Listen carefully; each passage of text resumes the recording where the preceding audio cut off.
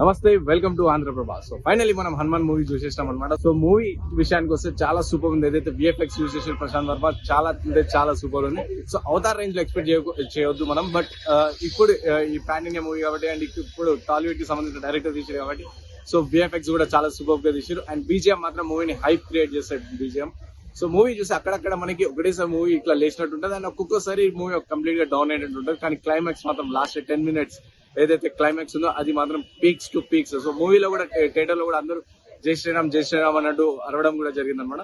So editing కూడా చూసుకునే చాలా సూపర్ ఎడిటింగ్ ఉంది. అండ్ యాక్టింగ్ విషయానికి వస్తే తేజ సజ్జా మాత్రం యాక్టింగ్ చాలా సూపర్ చేసిను.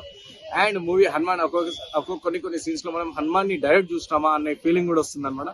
సో ఇట్లుంది. సో నెగిటివ్ వచ్చేసి కొంచెం లాగ్ అండ్ డ్యూరేషన్ కూడా కొంచెం ఎక్కువ ఉన్నట్టు అనిపిస్తుంది. సో ఎడిటింగ్ కానీ విఎఫ్ఎక్స్ కానీ చాలా సూపర్ గా యూజ్ చేసిరు అనమాట మూవీ.